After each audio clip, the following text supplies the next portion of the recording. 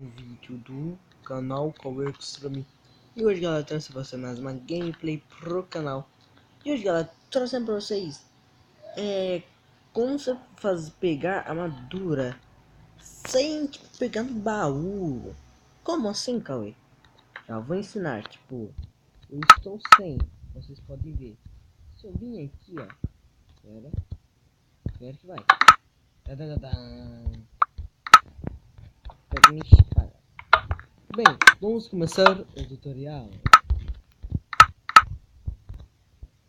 Materiais: ejetor, placa de pressão, bloco de quartzo e qualquer armadura que você queira. Primeiro você faz uma cruz.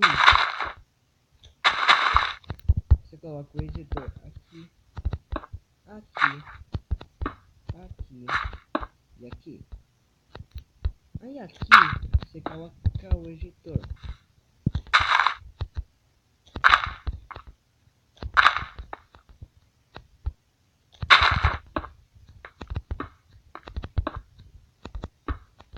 Aqui você coloca.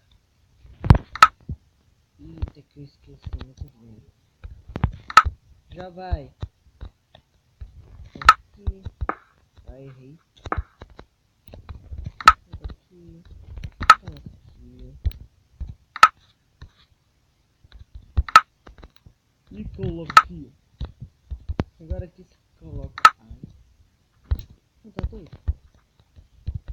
Coloca a placa de pressão.